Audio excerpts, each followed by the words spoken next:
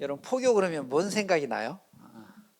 대부분 분들은 포교 그러면 그 교회 다니시는 분들 선교하는 거 생각 많이 하셔요.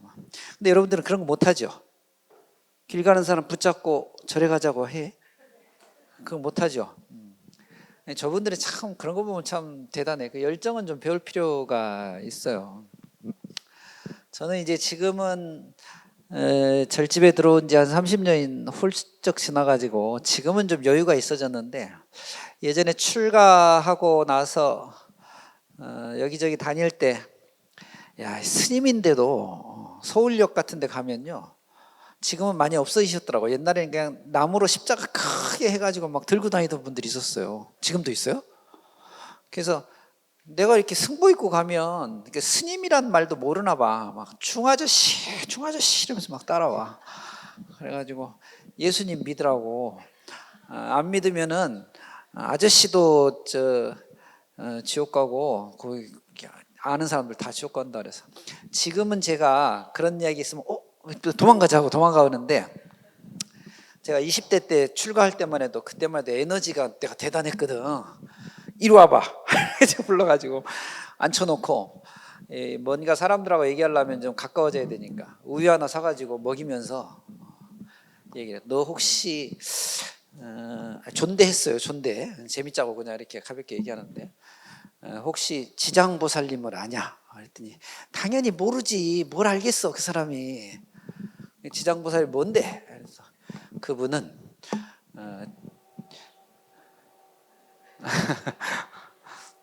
그분은 저 지옥에 계시는 우리의 부처님 보살님 중에 한 분인데, 그분의 서원이 지옥에 있는 모든 중생들이 극락세계로 올라가기 전까지는 거의 계시면서 지옥 중생을 구제하려고 하시는 분이 계신다. 그러니까 네가 걱정하지 말아라. 나는 가도 되니까. 우리 지장보살님 계시니까 네가 그렇게 얘기 안 해도 다 행한 바대로 가겠지. 뭘 그렇게 그러시냐. 그러면서 이제 내가 한 말씀 드리는 거야. 반야심경 알아? 모르지. 어떻게 알겠어 반야심경을. 근데 제가 어려서 교회를 제가 오랫동안 다녔거든요. 제가 초등학교 들어가기 전부터 교회 다녔다가 고등학교 시절까지 한 10여 년 교회를 다녔어요. 그러다가 이제 중3 때 그 양다리 걸쳤거든요. 오전에는 교회 갔다가 오후에는 절에 왔다가 이랬는데, 나중에 어디를 갈까 하다가 이제 결국은 절로 왔습니다만 이게 좀 제가 그래도 좀 아는 게 좀 있어서 물어보면, 나는 네 걸 아는데 너는 왜 내 걸 모르는 거야?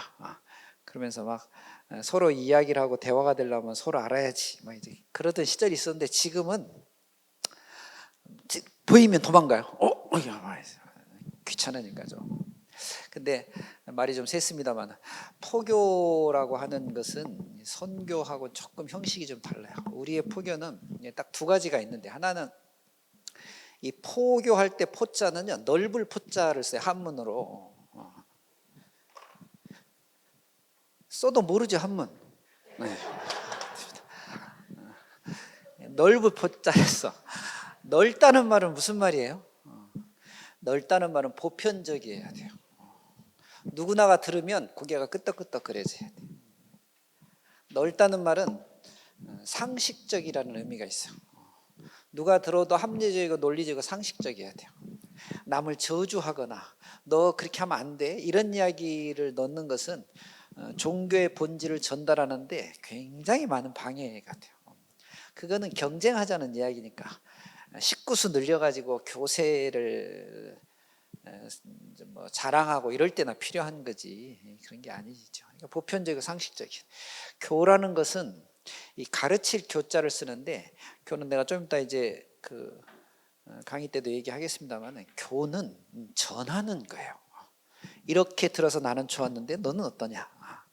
너도 들어봐라. 근데 그 듣는 사람이 나는 별론데 할 수 없는 거죠. 나도 좋으니까 너도 좋아라. 그건 전교, 포교, 선교가 아니에요. 여러분들 그러시잖아요. 여러분들 뭘 또 고개를 끄덕거리기는. 가끔 이제 이렇게 제가 여기저기 좀 강의를 좀 많이 하러 다니는데 막 이제 스님 강의들은 막 재밌는 부분이 있어갖고 막 재밌는가 봐. 집에 가서 이제 하려고 그 얘기를. 근데 집에 가서 하면 하나 재미가 없거든. 왜 그래요? 첫째는 여러분, 들은 걸 기억해가지고 그걸 그냥 그대로 전하려고 하는 오류가 하나 있고, 또 하나는 내가 좋다고 해서 저분이 좋다는 전제가 성립되지 않아요. 그 현장감도 없어지고 뭐 여러 가지 요소 때문에 안 되는 거지. 그럴 때는 그때 들었던 약간의 그 감정적인 그 문제, 이게 좀 약간 감동적인 이런 걸 전하면 돼요. 들어보니 참 좋았다. 참 좋았는데. 너도 들으면 참 좋겠는데. 이 정도에서 끝나야지. 완전히 이해하면 전해드세요. 나처럼 부처님 가르침을 조금 이해하면 여러분들한테 이렇게 강의하는. 안 믿겨?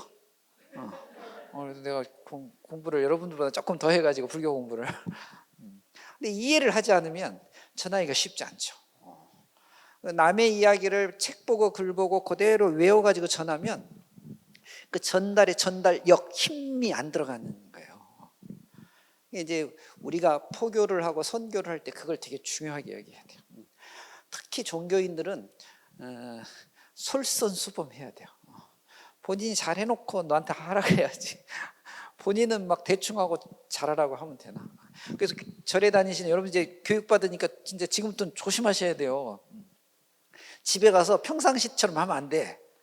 이제 앞으로는 뭐 얘기할 때 부처님 가르침을 전하듯이 얘기해야 되니까 청소 좀 해주시면 너무너무 감사하겠습니다. 이렇게 얘기를 해야지 청소해 이러면 안 된다니까. 이게 배운 것과 배우지 않는 것의 큰 차이예요. 그런 변화가 없으면 종교 생활은 아무 의미가 없어요. 그런 변화를 갖다가 늘 생각하고 있지 않으면 이거 배워서 뭐 하려고. 배워서 어디 가서 이거 써먹으려고. 여러분 강의 가실 거예요 나처럼? 쉽지 않다니까. 대답을 안 하는 거 보니까 하려고 그러는 것 같아. 쉬운 일이 아니에요. 그러면 결국은 이 공부를 해서 내 삶이 조금 바뀌어서 이 바뀐 삶이 나한테 굉장히 좋은 느낌을 가지고 오면 그때 전할 수 있어요. 좋더라. 근데 우리가 이런 것들을 갖다가 충분히 느끼지 못하고 그냥 들어서 좋으니까 그냥 가서 이야기 전하고 또는 그냥 우리가 이제 그런 표현 많이 하는데 전부 좋아야 되는데 귀만 좋아. 들을 때만 좋은 거예요. 그러니까 여러분 그런 거 있어요. 내가 말 함부로 하면 또 이게 누구는 올리고 누구는 내리고 하는 것 같아 되게 조심스러운데 그냥 비유를 들은 거니까 꼭 그런 건 아닌데 웃긴 이야기를 아무리 많이 들어도 오래가지 않아요. 즐겁긴 한데 근데 굉장히 막 말은 별로 안 하는데 감동적이고 나의 어떤 감정과 조금 교감이 되면 많은 이야기를 듣지 않았는데 그 여운이 굉장히 오래 가는 것이죠. 어떻게 보면 종교적 영역은 이런 쪽의 영역이 있을 수도 있어요. 우리가 절에 와서 부처님 전에 기도를 할 때 감, 응, 도교 이런 말 많이 쓰거든요. 감, 서로의 감정이 왔다 갔다 해야 되는 거야. 서로 응해야 되는 거죠. 부처님께서 중생을 바라볼 때 부처님 어떤 시각으로 중생을 바라볼까? 우리 중생이 부처님을 바라볼 때 부처님께서 바라보시는 저 눈길과 저 생각에 조금 부응할 수 있는 게 뭐예요? 그게 감응이 돼요. 그러면 도교, 진리가 서로 왔다 갔다 하는 거예요. 그래야 종교 생활을 잘한다고 할 수 있는 것이죠. 어떤 분들이 인간은 뭐 사유하는 동물이다, 뭐 생각하는 동물, 뭐 이야기를 많이 하대. 내가 보기에는 다 생각해요. 바퀴벌레도 생각하는 것 같은데. 내가 뭐 방에서 바퀴벌레를 한번 본 적이 있는데 저놈을 쫓든가 좀 죄송합니다. 잡든가 살생을 하든가 해야 되는데 딱 잡으려고 했는데 바퀴벌레가 가다가 나를 돌아보더라고. 이렇게 탁 돌아보더니 휘릭 하고 없어지는 거야. 본인도 느끼는 거죠. 위험을 감지하는. 그러니까 생각은 다 해요. 생각을 복잡하게 하느냐 단순하게 하느냐 뭐 이런 정도 차이지. 저는 오히려 정말 인간이 인간다우려면 감동해야 돼. 감동. 뭔가 마음이 움직여야 돼. 우리가 미술품을 이렇게 보면 감동하려고 하는 거예요. 취미생활. 피카소가 막 그려놓은 추상화 보면 나는 한 느낌은 저걸 그림이라고 그렸나 이런데 저걸 보고 감동하는 사람들이 있거든요. 클래식 음악을 막 들으면 감흥이 없는 사람들이 있는데 감동이 되는 사람이 있어요. 이 감동의 크기가 센 사람은 그림을 보면 센면 그 그림을 취미로 삼는 거고, 음악을 보고 그게 감동이 들어오면 음악을 취미로 삼는 거고, 이렇게 가는 거거든요. 그래서 그런 면에서 보면 이게 뭐 미술이든 음악이든 운동도 마찬가지고 뭐든지 다, 기도도 마찬가지 뭐든데, 적어도 감동하지 않는 사람을 사람이라고 할 수 있을까? 여러분 한번 생각해 보세요. 내가 한 3일 정도의 시간적 여유를 가지고 감동한 바가 있었나? 없었으면 여러분들은 짐승 같은 삶을 산 거야. 뭔 말인지 못 알아듣네. 한 3일 동안의 시간 동안에 내가 뭔가 마음이 움직여가지고 이 인간다운 삶을 산 거예요. 우리가 그런 삶을 영위하기 위해서 인간이 배우거나 또는 보거나 느끼거나 할 수 있는 최고의 가치관, 가치 중에 최고의 가치관을 종교로 보는 거거든. 종교. 한번 써야 되겠다. 안 쓰려고 그랬는데. 여러분 종교할 때 이거 배우셨죠?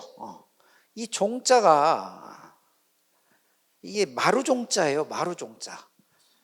산마루종자란 말이야. 산꼭대기. 이 종자가 가장 높다. 여기 교자가 붙어가지고 종교라고 하잖아요. 그러니까 이 종교는 가장 높은 가르침이에요. 어떤 게 높냐? 우리 인간이 갖고 있는 가치관 중에 가장 높은 수준에 있는, 인간답게 사는 거예요. 이 인간으로 태어나서 잘 사는 거야. 잘 살려면 행복하게 사는 거. 이게 종교의 궁극적 목적이에요. 그걸 이제 기독교에서는 신과의 합일성 이런 것으로 찾았고, 우리는 깨달음이라고 하는 영역으로서 찾아낸 것이죠. 근데 그걸 배우는 우리들이 저런 가르침의 본질을 놓치고, 요새도 이제 기도하고 종교생활 하는 분들 보면 자기 좋으려고 하는 사람들이 참 많대. 그냥 자기만 좋으면 되게만. 아까도 얘기했잖아요. 잘 배우고 집에 가고 엉뚱한 짓 하고 막 짜증내고 막 이러면 큰일 나.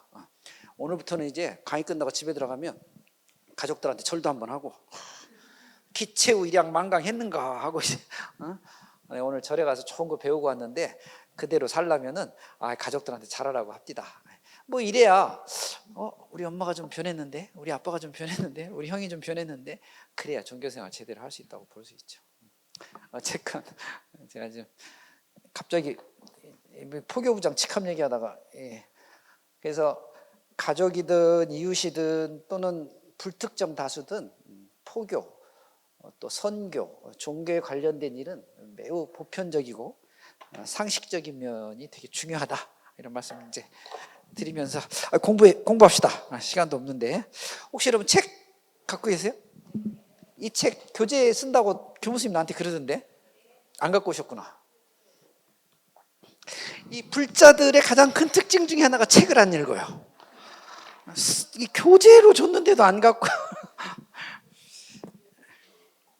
여러분 지금부터 한 30년 전, 2024년이죠. 한 40년 정도 됐겠구나. 1980년대, 90년대 요걸 기준으로 해서 그 이전에는요, 사찰에서 신도들을 체계적으로 가르치는 과정 자체가 거의 없었어요. 시내에 나와 있는 큰 절들조차도 그랬었으니까. 여러분 저도 이 기상사에 꽤 오랫동안 살았거든요. 제가 1998년도, 99년도에 법정 어른 스님 모시고, 그때 또 얘기하면 또 좀 자랑 같아서 좀 이상한데, 기상사의 불교대학을 제가 만들었어요. 처음에. 이게 이상하다니까. 이 박수 쳐주면 기분이 좋아. 그래서 그때 굉장히 많이, 그때는 이제 어른 스님 생존해 계실 때니까 한 200명씩 막 와가지고 제가 한 2년 정도 지도하다가 이제 딴 데 이제 소임 보러 또 갔는데, 그러니까 그 이전에는요, 이 불교 대학 또 불교 교육, 뭐 교리 강좌 이런 게 거의 없었어요. 사찰마다 스님들께서 편의에 따라서 그냥 가르치신 거예요. 법문하시면서 강의하시면서. 그러다 보니까 부처님 가르침의 근간은 크게 다를 바가 없지만 스님들에 따라서 이 과정에 교육하는 분들이 좀 달라. 근데 우리가 살다 보면 이사도 가고 멀리 좀 이주도 해가고 그러잖아요. 이 A라는 절에 다니다 B라는 절에 갔는데 막 의식도 다르고 뭐 말을 쓰는 것도 다르고 막 그런 시절이 있었어요. 그러다가 3, 40년 전에 이제 종단에서 그래도 불자들이 처음 불교에 들어오면 어느 절이든 일관성 있게 좀 가르쳐야 되겠다. 그래서 한 30년 전에 이 교재가 나왔어요. 불교 입문이 종단에서. 종단의 이 교재 처음 만든 사람도 접니다. 그래서 이 초본에는 내 이름이 써 있는데 이게 수십 세를 거치다 보니까 내 이름도 없어져 버렸더라고. 좀 서운하긴 한데. 그래서 이 불교 입문이라고 하는 책을 가지고 그때부터 전국에 있는 사찰에서 기본 교육을 동일하게 가르치기 시작했어요. 그래서 지금 이 정도 일관성을 좀 갖게 된 거죠. 그런데도 불구하고 서점 같은 데 가보면 여러분 가끔 이제 교보문고 또 어디가 크죠? 영풍문고 이런 데 가보시면 종교 코너에 불교 관계된 서적의 약 한 10배 정도 되는 개신교, 기독교 서적이 있어요. 우리는 책을 내도 책을 많이 내세요. 제가 출판문화협회 올해 불서 10권을 이제 3시에 오늘 이제 시상해요. 오늘 강의 있어서 내가 가지도 못하고 얘기하는데 올해 불서 10권을 선정했거든요. 근데 이 책들을 아무리 좋은 책을 써도 불자들이 책을 잘 읽지 않아. 팔리지 않는 책은 거의 사장되거든요. 참 안타까워요. 물론 이제 법정 어른 스님처럼 책 자체가 귀하고 좋으면은 뭐 많이 팔리기도 하겠지만 일반적으로 하여튼 우리 불자들이 책을 잘 안 읽어. 교재를 만들어서 줬더니 여러분 그 교회 다니는 분들은 한번 주변에 그런 분들 있으면 잘 보세요. 교회 다니는 분들은 절대 성경책을 가방에다가 넣고 다니지 않아요. 한번 이제 일요일 날 한번 보세요. 가방을 들고 다니는 사람들도 가방을 들고 성경책 꼭 손에 들고 다닌다. 제가 어려서 교회 갔더니 요즘도 그런 게 있는가 모르겠어요. 내가 교인이라는 걸 노출하는 작전이 12가지나 있어. 교인 노출 작전 12대 작전이 있다니까. 그중에 첫 번째가 성경책은 반드시 들고 다닌다. 내가 교인이라는 거죠. 버스 손잡이 잡을 때도, 전철 손잡이 잡을 때도. 우리 불자들한테 책을 나눠드리면 거의 대부분 인테리어용으로 쓰세요. 이거를 집에 가서 장식용 책장에다가 이렇게 꽂아놓고 가서 보면 책이 깨끗해. 안 봤지. 근데 이 불교 입문책 이거 책 잘 만든 책이에요. 그리고 처음부터까지 볼 필요도 없어요. 그냥 생각날 때마다 아무 때나 그냥 열어서 보시면 돼요. 여러분 이제 교육기간이 얼마나 남았는지 모르겠는데 교육기간 때는 조금 무겁더라도 그런 수고를 좀 아끼지 마시고 휴대전화는 조금 덜 보시고 이제 앉아서 이렇게 보세요. 이렇게 아무 때나 읽어봐. 재밌어. 쉽고. 그래서 이 교재를 좀 갖고 다니셨으면 좋겠는데 기상사 교무스님이 저한테 강의 제목을 3개를 정해주셨어요. 사성제 8정도, 그 다음에 삼법인 중도, 그 다음에 아마 마지막 3번째 시간이 이제 열반에 이르는 삶, 길, 수행, 뭐 이래서 해탈과 열반, 이 이제 3가지 주제를 주신 것 같은데 여러분들 교육과정을 이렇게 쭉 봤더니 내 교육과정이 제일 건조해. 제목이 제일 재미없는 그럼에도 불구하고 가장 중요한 대목 중에 하나예요. 왜냐하면 불자라면 누구나가 알아야 될 내용들이기 때문에, 그리고 꼭 알아야 될 정도가 아니라 꼭 알아야만 하는 내용들이기 때문에 우리 불교 신도분들이 모태신앙 갖고 있는 분들, 막 어려서부터 그냥 절이 좋아서 막 다니면서 신행활동 하신 분들이 신심은 너무 훌륭하신데 부처님 가르침에 아주 근간이 되는 가르침이 명확하게 서 있지 않아서 사실 종교적인 정체성이 굉장히 약합니다. 꼭 무슨 종교적인 정체성이 강해야 된다는 거 아니면 적어도 아까도 얘기했지만 인간 최고의 가치관이 종교인데 그 종교 중에 하나인 불교를 공부하면서 부처님 가르침의 이 뼈대와 근간 정도는 좀 분명하게 알고 있는 것이 되게 좋거든요. 여러분들한테 다 이 부처님 말씀 전부 읽으라고 하지도 않아요. 중요한 것만. 난 거의 다 읽었어. 여러분 그 해인사에 가면 유명한 경판전이 있죠. 장경각이라고. 거기 모셔놓은 경판이 보통 우리가 8만 대장경이라고 하잖아요. 그 경판 숫자가 실제 8만 1687장, 어떤 분들은 8만 1467장, 이렇게 이 조사할 때마다 장수가 달라.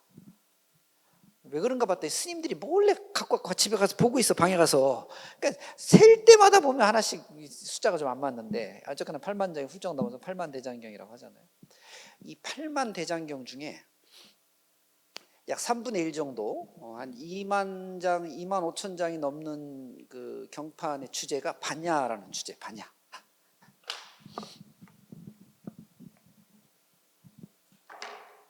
여러분들도 이 말씀 많이 들어보셨죠? 반야.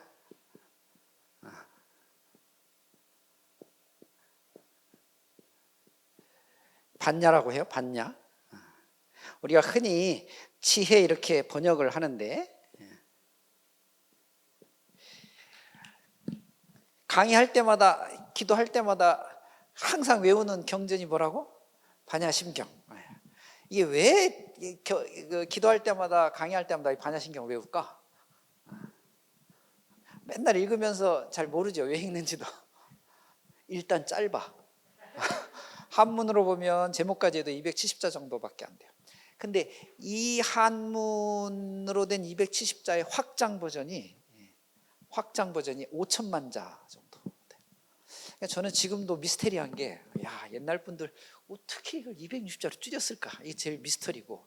근데 더 미스테리는 반야자가 붙은 경전이 발굴된 거. 이게 문화재 유적지로 발굴된 것 중에 제일 오래된 판본, 가장 오래된 건 장본이 아니라 반야심경이에요. 축약본. 그렇게 보면, 지금까지 발견된 걸로만 보면 반야심경이 더 오래됐다는 거야. 그럼 거꾸로 260자로 5천만 자 늘렸다는 얘기인가?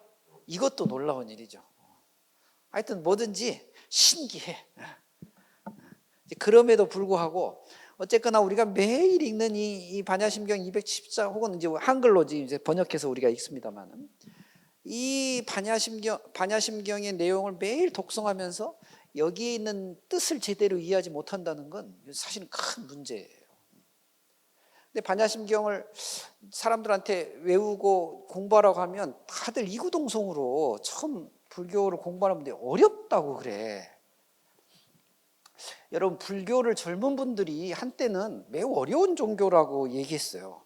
왜 그러냐 하면, 불교가 첫째 한자라는 거예요. 한자라서 어렵다는 거예요. 한자라서 진짜 어려울까? 서점 갖다 놓고 공부하면 되지 뭐. 여러분, 기독교 성경이 우리한테 들어왔을 때 그 우리말로 들어왔겠어요? 히라보, 영어, 뭐 유럽의 여러 언어들로 들어왔겠지. 그걸 다 번역해 갖고 쓰는 건데 그건 안 어려운가? 물론 한글어를 우리보다 먼저 했으니까 한글로 읽기는 좋겠죠. 이런 글자가 어려운 건 어려운 게 아닙니다.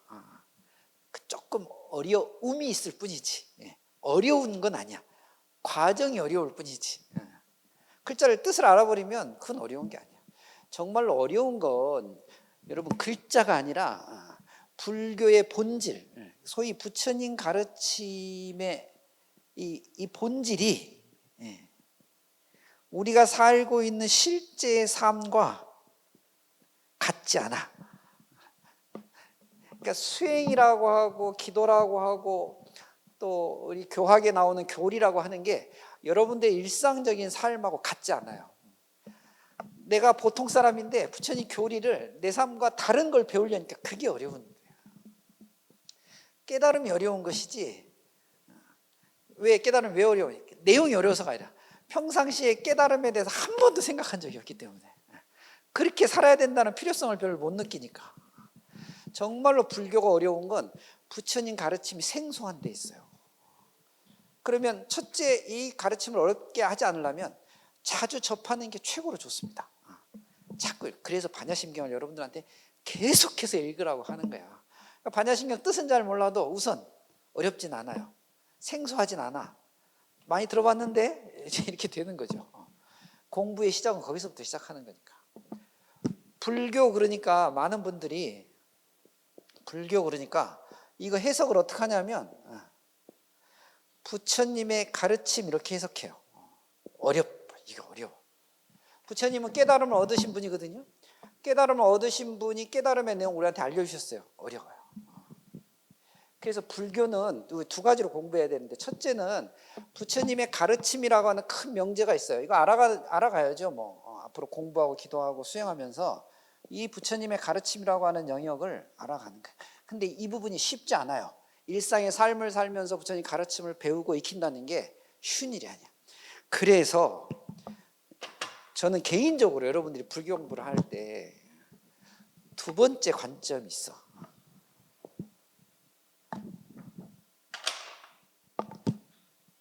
두 번째가 뭐냐면, 부처님의 가르침이긴 한데 이 깨달음이라고 하는 속성이 뭐냐면요, 부처님이 되자 이런 가르침이거든요. 여기서 부처님이 되는 가르침으로 이해하시는 게 훨씬 좋습니다. 여러분, 우리가 그 강의 끝나고 법회 끝나고 기도 끝날 때 맨 마지막으로 서로 합장하고 뭐라고 인사해요? 성불하세요 하고 인사하죠. 고민은 하고 있어? 성불이라는 말이 무슨 말이에요? 부처님 됩시다 그러는데 고민은 하고 있는 거야? 그러니까 많은 사람들이 성불하세요 한 것을 공부하고 기도하고 한 이 공덕을 다 모아가지고 우리가 부처님처럼 살아가자고 하는 자기 결심이고 자기 맹세인데, 그렇게 이걸 받아들이지 않고 성불하세요 그랬더니 오늘 강의가 끝났다, 이걸 종료 사인 정도로 이해하고 있다 우리가. 불교 공부하는 사람들이나 또는 기도하는 사람들이 굉장히 큰 문제가 그거예요. 그래서 뭐라 그러냐면요, 스님 법당 안에서 스님 말씀 들 땐 잘 알겠는데 일주만 나가면 잊어버립니다. 왜 그런 줄 아세요? 성불하세요를 종료 사인으로 알고 있으니까. 이 성불이라고 하는 걸 쫙 가져가야 되는데 그걸 잘 안 하고 있는 거예요. 그래서 앞으로 이제 불교 공부할 때는, 기도할 때는 조금 생각을 좀 바꿔서 하세요. 그래서 이 부처님이 된다는 게 되게 중요한 거예요. 여러분이 이번에 몇 기예요? 기수가? 48기 지금 몇 번째 시간입니까? 7번째. 그러면 6번째까지는 공부를 했다고 치고 한두 번 빠진 건 놔두고 2시간씩 하죠. 그러면은 12시간 공부했네요. 여러분들은 12시간만큼 부처님이 되어 가고 있는 거야 지금. 이런 걸 늘 가지고 계셔야 된다니까. 내가 불교 공부했으면 오늘 2시간만큼 부처님 쪽으로 다가갔다. 한 걸음 한 걸음 다가다 보면 언젠가는 가겠지.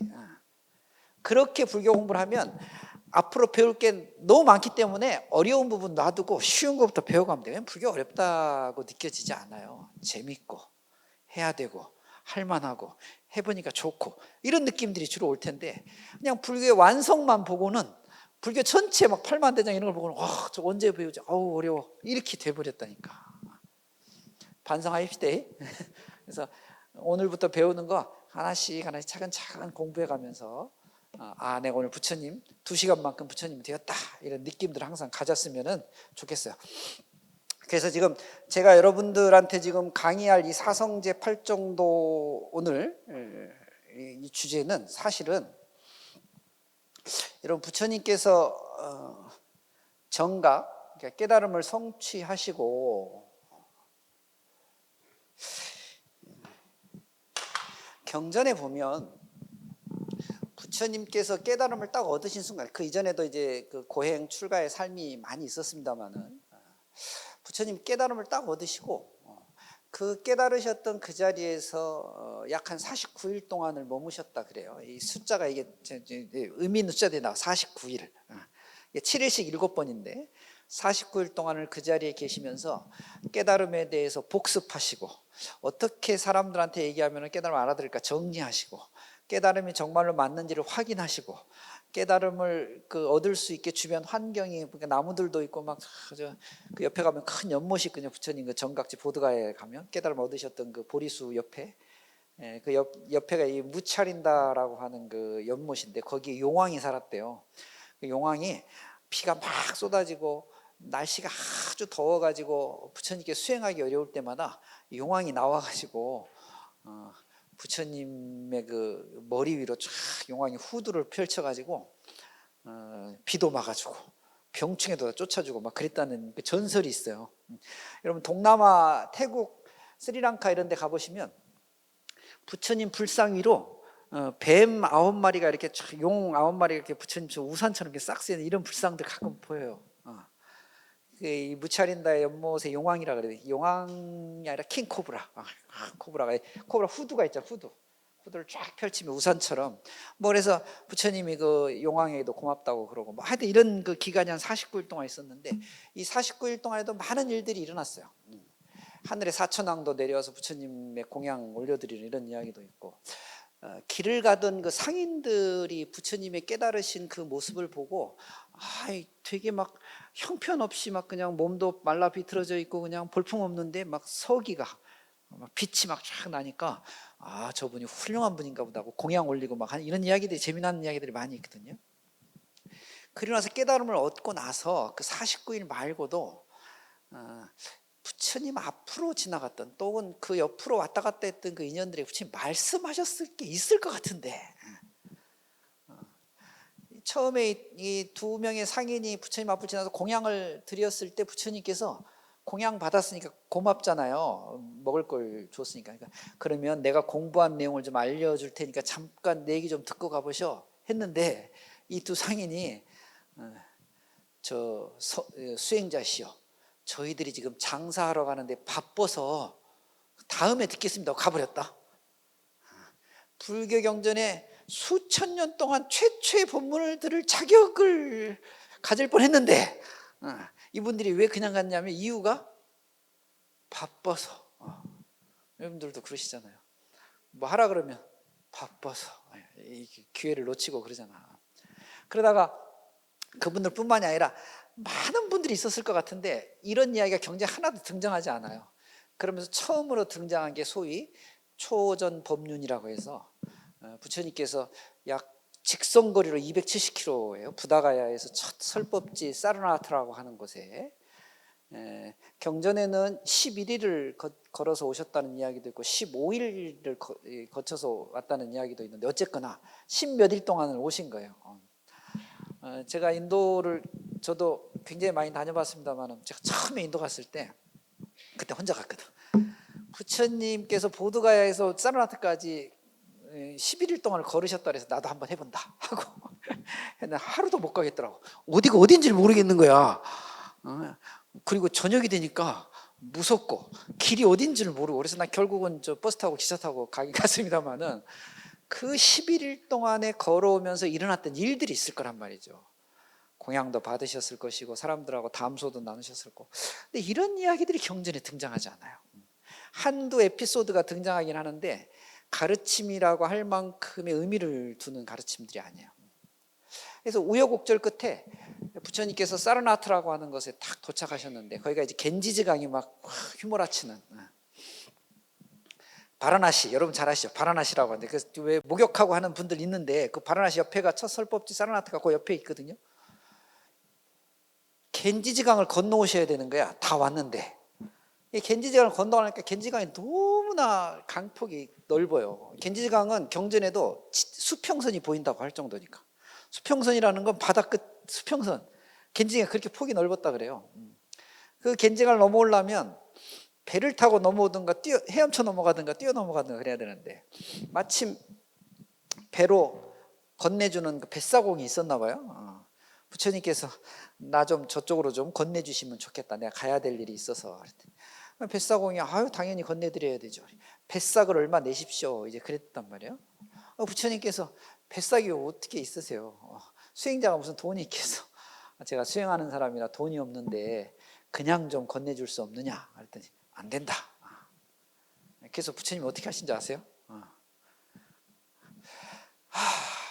이러면 안 되는데 하면서 휙 하고 뛰어 넘어가세요. 안 믿겨? 아니 내가 예전에 교회를 다녔더니 교회 목사님들이 이렇게 뭐 기적 이야기를 많이 하시대요. 막 신기한 일. 내가 불교 공부를 해보니까 세상에 부처님이 예수님보다 훨씬 많은 기적을 행하셨더라고. 근데 우리는 그런 얘기 안 해. 왜 그런지 아세요? 본질이라고 보지 않기 때문에. 그것이 본질이 아니기 때문에. 오히려 여러분, 기적은 소아마비가 막 일어나고 뭐 장님이 눈 뜨고 이런 거는 우리나라도 있잖아. 심청이가 눈 뜨고, 아니 심청이 아니라 신봉사가 눈 뜨고 이런 얘기 있잖아. 그런 이야기는 신기한 일일 수는 있지만 나중에 과학이 다 해결해 줄 거예요. 뭐 소아마비 일으키고 눈 이식하고 이런 거 다 과학 의료 영역에서 다 해결해 주겠죠. 진짜로 기적은 뭐냐 하면, 부처님 당시 2600년 전에는요, 사람을 차별하는 게 태어날 때부터 이미 신분을 가지고 나왔어요. 그러니까 이게 네 가지 계급으로 크게 나눠졌었다고. 여러분, 제사장 계급, 브라만 계급이라는 게 있었고, 왕족과 귀족의 크샤트리아라는 계급이 있었고, 생업에 종사하는 바이샤라는 평민들이 있었고, 이 평민들과 귀족들과 제사장들 근처에 같이 가면 공기가 오염된다 그래서 아예 접근도 못하게 했던 천민들이 있었어요. 수드라라고 하는 천민들이 있었고, 우리가 이 사성계급만 알고 있죠. 실제 인도에는요, 이 수드라에도 끼지 못하는 엄청난 천민이 있어.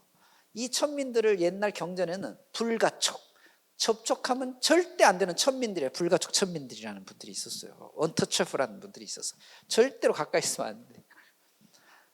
그런 시대에 부처님 태어나셨거든.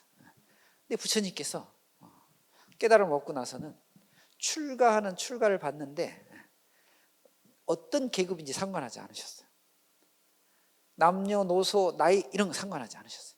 지금은 우리는 너무 당연한 일이라서 그러려니 하지만 그 당시의 입장에 돌아가 보면, 그 당시의 입장에서 보면 혁명도 이런 혁명이 없었던 거야. 천지가 개벽할 일이지. 기적은 그런 거지.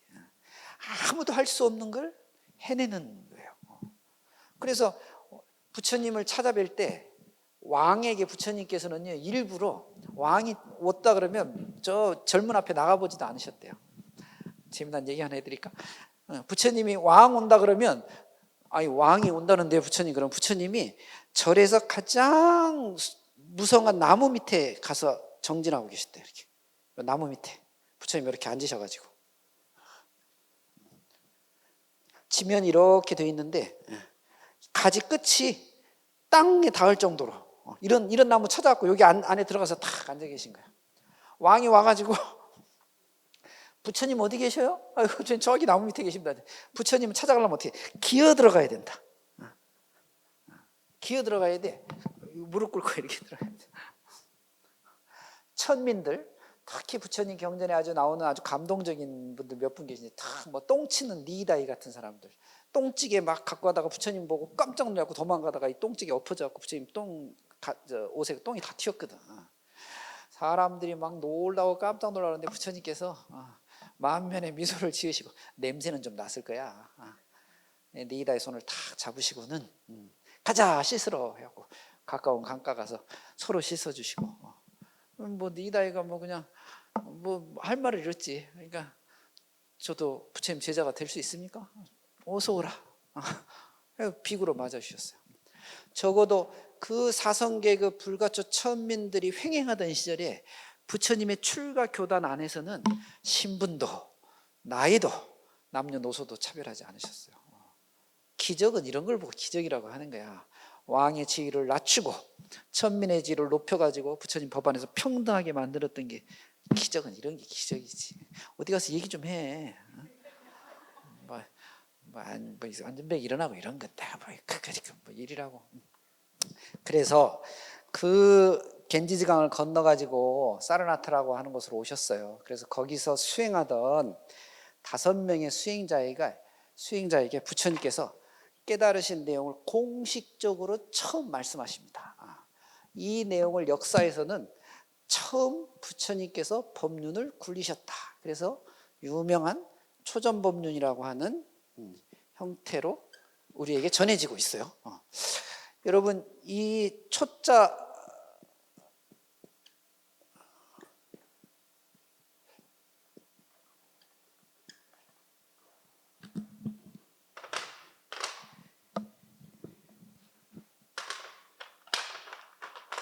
이 전자가 중요한데 처음으로 부처님 법을 전했다 그러면 이게 원래 전할 전자를 써야 맞는 것 같은데, 전할 전자를 써야 맞는 것 같은데 이 자를 쓰지 않아요. 여기다가 무슨 전자를 쓰냐면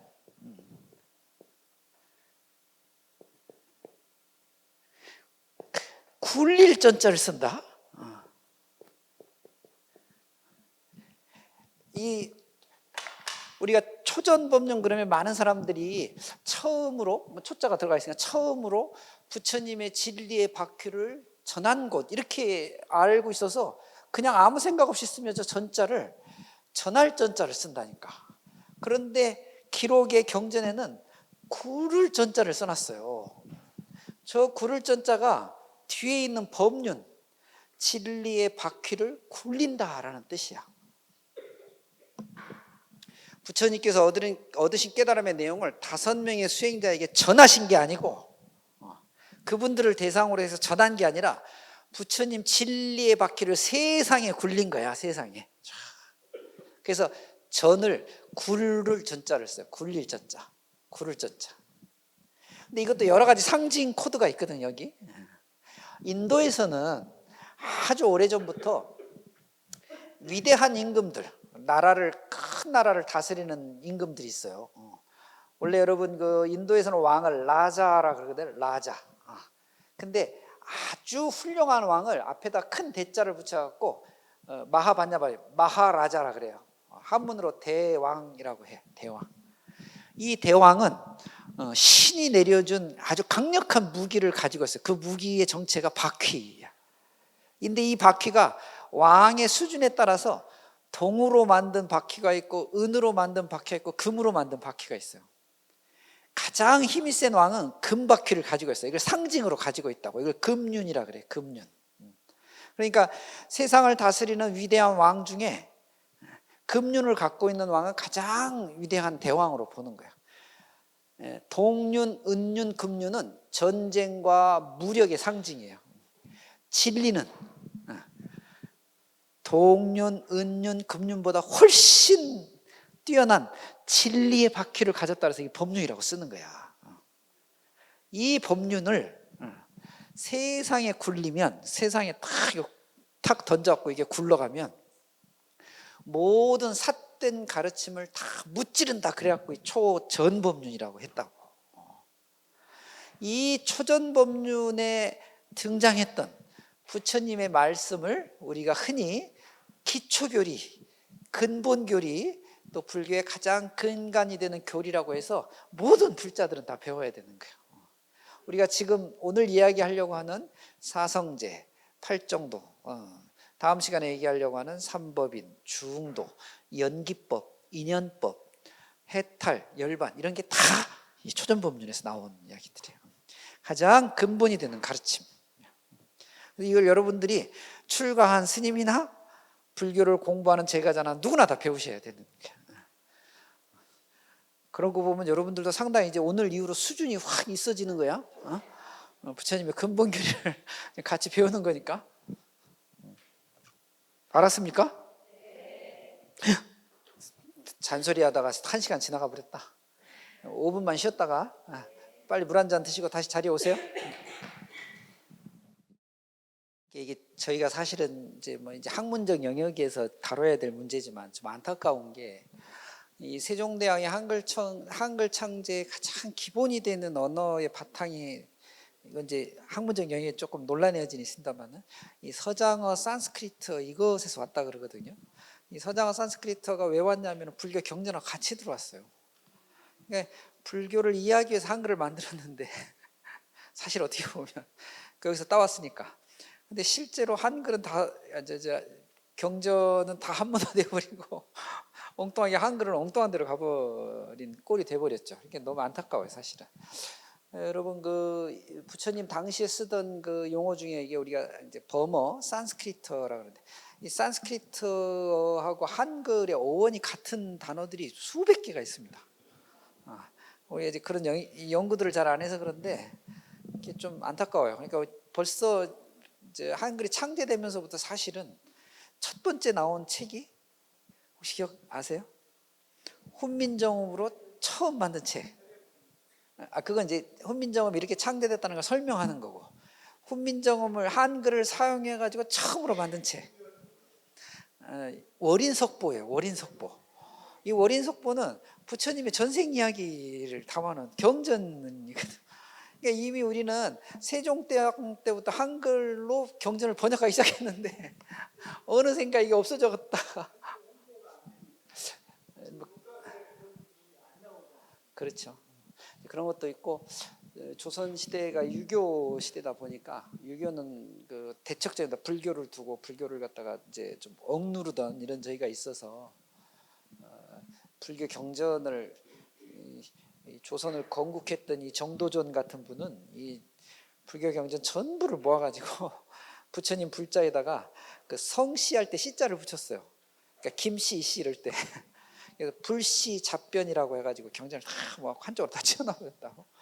근데 이제 그런 이제 조선의 500년 역사가 있다 보니까 불교 경전이 사회화되고 그 주류화되는데 조금 늦춰져서 그런데, 사실은 지금 한글로 지금 보살님도 지적했듯이 한글을 자꾸 번역해야 되는 이유가 한글 창제가 사실 불교 때문에 일어난 것이라서 그게 이제 번역이 어려운 거예요. 그 번역이 어려운 점이 그거. 불교가 인도에서 중국으로 넘어와서 중국 사람들이 인도가 히말라야 산맥 때문에 전혀 단절돼 있던 문명 세계였거든요. 근데 불교 사상이 넘어왔는데 사상은 너무 좋은데 이걸 중국적으로 받아들이려니까 굉장히 어려워요. 첫째는 인도말을 중국말로 번역해야 되잖아요. 근데 인도에서 쓰던 단어가 중국에서 쓰지 않는 단어들이 너무 많은 거예요. 그래서 어떻게 했냐면 한 100여 년 동안을 도교의 가르침을 빌어다가 불경전을 그 번역했어요. 이걸 격의 불교라고 하는데, 그 다른 경전의 뜻을 빌어다가 이 격의불교 시대라 그러더니 이게 한 150년 정도 이어졌는데, 이 불교의 교리가 중국말이 없으니까 도교에서 쓰던 말 갖다 쓴 거예요. 대표적인 게 여러분도 아시지만 무자 같은 거예요. 이 무의 원래 그 인도의 원어는 되게 공 같은 개념이었거든요. 이 개념을 처음에 인도 중국 사람은 이런 개념이 없어가지고 허공이라는 이런 말만 알았지 공 이런 말을 이해를 못하는 거예요. 그래서 무, 그러니까 비었다는 건 없다는 얘기 아니냐. 근데 이제 초기 경전에 이 공을 어떻게 설명해냈냐면, 여러분들도 너무 수준 높은 강의인데 여러분도 한번 생각해 보세요. 공을 인도에서는 어떻게 설명했냐면, 뭔가가 있어요. 하나 뭔가가. 근데 그 안이 아무것도 없어. 비어 있어요. 모든 존재의 사물의 성질 중에 이렇게 비어 있는 성질을 다 가지고 있다. 실제로는 비어 있는데 그 비어 있는 공간에 어떤 요소들이 만나갖고 어떤 물질을 만드느냐의 문제지. 처음엔 다 비슷해. 그러니까 사람은 지수, 화풍이 모여져갖고 사람이 됐다는 거예요. 뭐 이런 식의 설명. 이걸 이제 그 인도에서는 이제 비어 있는 성질, 무엇이든 채울 수 있는 성질, 이게 공의 성질이라고 봤어요. 이거 수냐타 이렇게 봤거든요.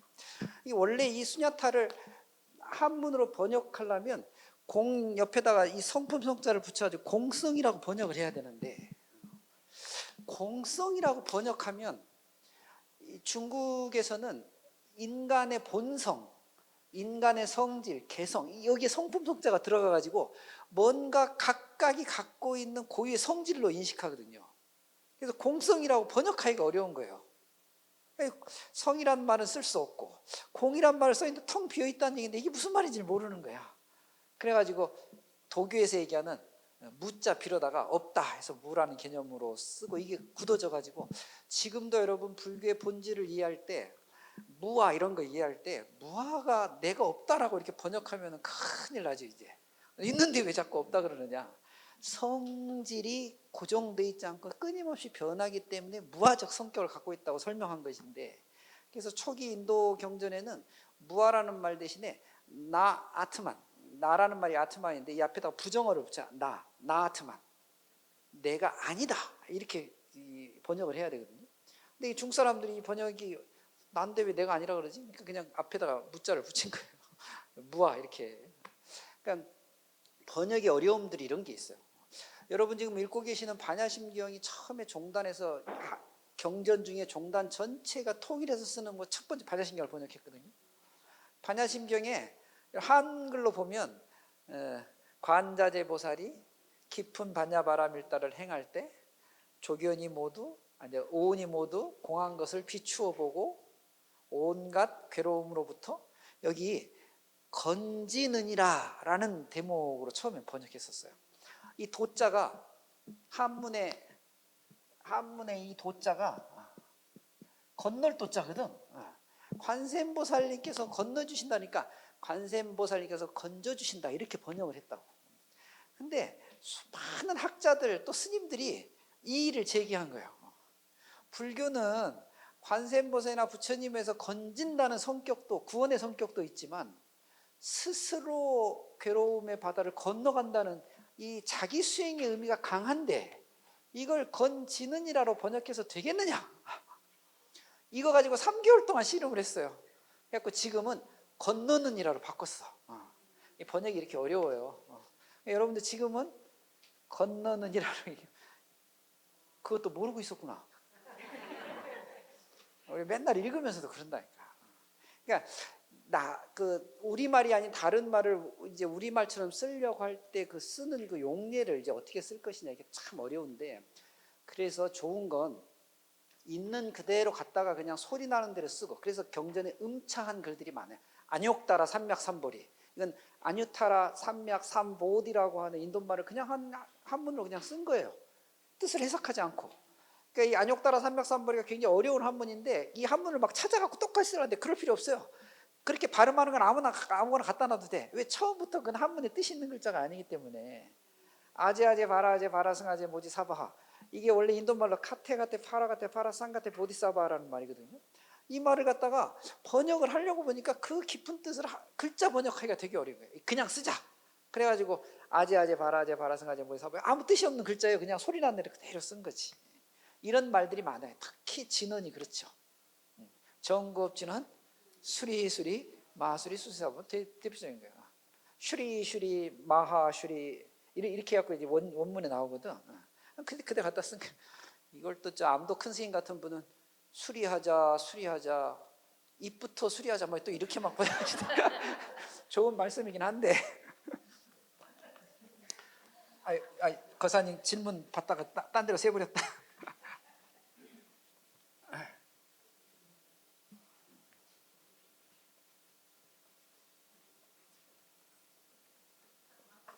그래서 인도에서 공을 설명할 때 아까도 얘기했지만 뭐가 있는데 완전히 비어 있어요. 그러니까 오히려 공을 설명할 때 축구공 할 때 그 공자에다가 공을 붙이는 이유가 다 그런 거예요. 볼, 야구공, 공, 그 공이에요. 왜냐하면 바람을 빼버리면 형체를 유지할 수 없어요. 바람을 가득 채워야 형체가 유지되는 거지. 공은 그런 성질을 가지고 있어요. 처음에는 어떤 모양인지 몰라. 근데 거기다 뭘 채우면 그 채운 대로 모양이 만들어져요. 여러분들 이렇게 만들어지는 거야. 성격이 다 다르잖아요. 뭐 이상하고 거지 같고 막 이러잖아. 왜 그럴까요? 처음부터 그분이 그렇게 태어났을까? 살다가 보면 여러 가지 환경 때문에 그렇게 만들어진 거예요. 똑같은 부모님 밑에 태어난 형제들이 달라요. 왜? 공하기 때문에 다를 수 있어요. 처음부터 유전자의 DNA적, 물리적, 생체학적 특성만 가지고 있다면 똑같이 자라야 돼. 똑같이. 그렇지 않아요. 어떤 환경과 어떤 인연 조건에 따라서 다 달라져. 그게 왜? 공하기 때문에. 불교는 이 공을 매우 중요한 그 근본의 성질로 본 거예요. 그래서 공을 이해하면 불교 반은 이해했다고 해. 그래서 반야심경만 잘 알아도 불교 뭐 3분의 2는 된 거야. 맨 마지막에 보니까 주의심 그 아제아제 바라제 강의 제목이 있대요. 잘 들어. 우리 얘기합시다. 그래서 책을 혹시 갖고 계신 분들은 96페이지를 펴셔서 보시고, 책 없으신 분들은 그냥 제 이야기 들으시면 될 것 같아요. 이 초전법륜의 그 상황을 우리가 좀 놓고 보면 부처님이 계셨고, 깨달으신 부처님이 계셨고, 그 부처님의 가르침을 듣는 대상자가 5분이 있었어요. 이 5분은 그 당시에 스님은 아니었었어요. 왜냐하면 불교가 아직 만들어지지 않았기 때문에. 근데 이 5명은 누구냐 하면 부처님께서 출가하시고 고행을 할 때 부처님의 고행을 보고 대단한 분이다 라고 같이 옆에서 함께 수행했던 5명의 수행자예요. 이것도 경전에 썰이 많아요. 불교 경전이 2600년이나 되다 보니까 말들이 너무 재미난 말들이 많아. 어떤 게 진짜인지 잘 몰라 지금. 그런 썰이 있는가 하면, 또 하나는 부처님이 출가하셨을 때 왕자로서 출가하셨잖아요. 이 왕자로 출가했을 때 부처님을 따라서 왔던 뭐 시종들 5명이라는 이야기도 있고, 하여튼 별별 얘기가 다 있어요. 근데 뭐 다 놔두고 어쨌건 5명이 그 자리에 있었는데, 이 5명의 신부는 이미 불교적 출가하고 조금 다르면 출가를 한 수행자들이에요. 이 수행자들에게 부처님께서 첫 번째로 공식 법문을 뭐라고 하셨느냐? 중도를 얘기하셨어요. 중도. 수행자는 극단적인 수행 방법, 생활 방법을 벗어나야 된다. 하나가 쾌락주의라는 거야. 여기서 말하는 쾌락주의라는 게 무슨 뭐 술 먹고 마약하고 무슨 춤추고 이런 게 아니라 일상의 삶 중에 쾌락을 추구하는 삶. 이걸 쾌락주의라고 했어요. 죄송합니다. 여러분들의 삶은 쾌락주의야. 아닌가? 여러분들이 살면서 무엇을 추구하면서 사세요? 행복. 이 행복의 구체적인 요건들은 어떤 걸로 되게 보시죠? 편안한 거? 뭐가 좀 이게 진폭이 없어요? 편안한 거예요?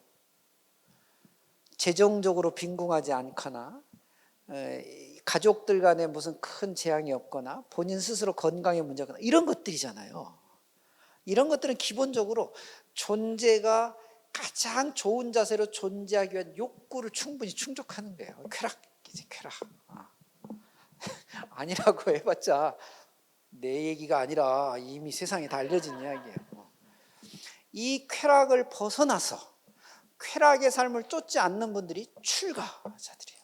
그래서 우리 출가자들을 뭐래? 금욕 수행자들이야. 욕구를 줄이고 욕구를 경계하고 욕구를 제어, 컨트롤하면서 삶을 살아가는 거예요. 그러면 쾌락의 가장 반대편에 있는 게 뭘까? 고행이라는 게 고행. 부처님께서 출가하셨을 때 당시 인도의 수행 풍토는 딱 2가지입니다. 하나는 고행주의자들. 의외로 굉장히 많았다 그래요. 또 하나가 고행도 중요하지만 우리에게서 일어나는 각가지 생각들을 다스려야 된다. 이걸 이제 선정이라고 해요. 우리가 흔히 얘기하는 참선 같은 건데, 선정. 이 선정주의를 인도에서는 고행주의와 더불어서 2대 수행법으로 여겼었어요.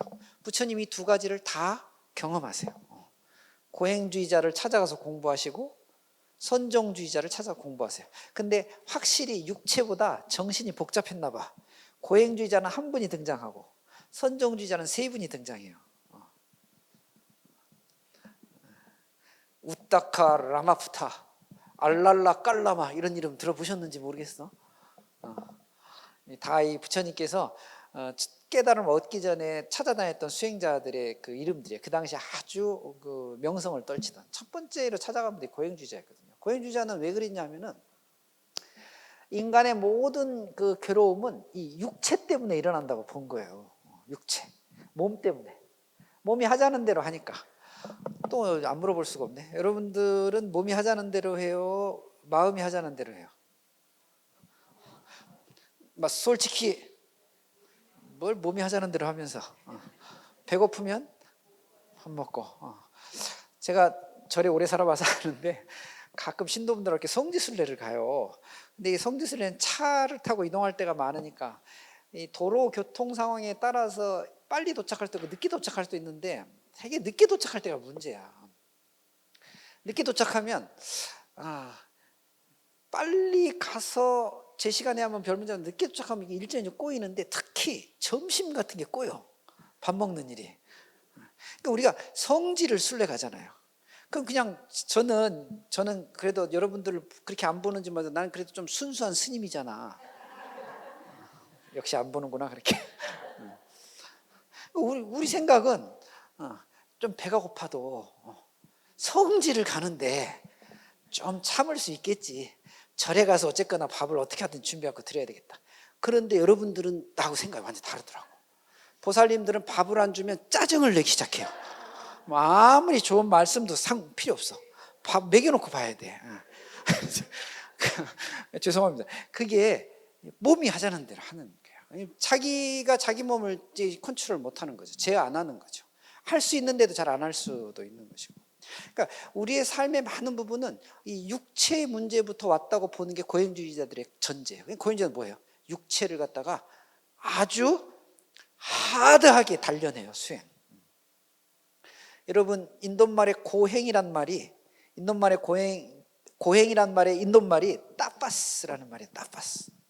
이 따파스라는 말이 무슨 말이냐면은 열을 내는 거예요. 막 몸에서 열 내는 거예요. 그러니까 고행을 하면, 힘든 일 하면 어떻게 해요? 몸에서 열이 나. 땀이 뻘뻘뻘 나고. 고행이에요. 여러분들 혹시 뭘 하시다가 열이 막 성질이 위로 올라오고 열이 나고 땀나, 그건 고행을 한 거야. 이 고행의 요소가 지금 불교에 굉장히 중요하게 남아 있어요. 대표적인 게 뭐죠? 절하는 거예요. 절은 고행이에요. 여러분, 절하는데 어떤 사람 그러더라고. 3,000배를 시켰더니 선생님 제가 3,000배를 하더니 몸이 가뿐합니다. 거짓말입니다. 3,000배를 하면 힘들어요. 저도 3,000배를 많이 해봤습니다만 죽을 것 같아.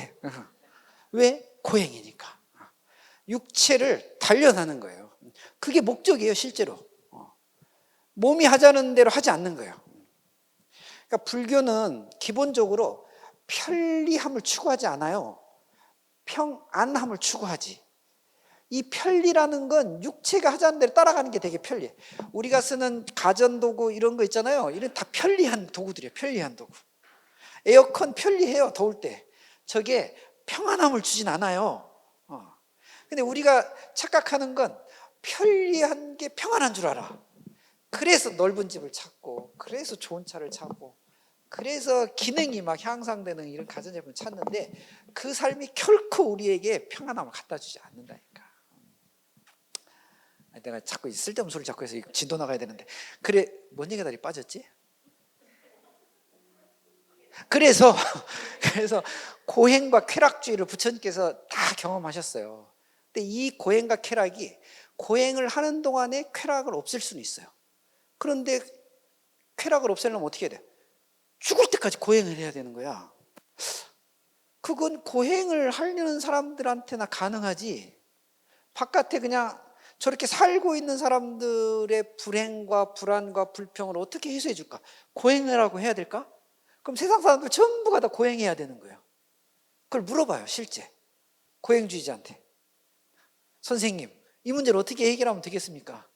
그거 현세에선 해결이 안 됩니다. 죽고 나면 하늘나라에 태어납니다. 이렇게 대답을 해요. 부처님께서 매우 큰 실망을 하는 거야. 지금의 문제를 해결하고 싶은데 고행하면 죽고 나면 천국 간다는 거야.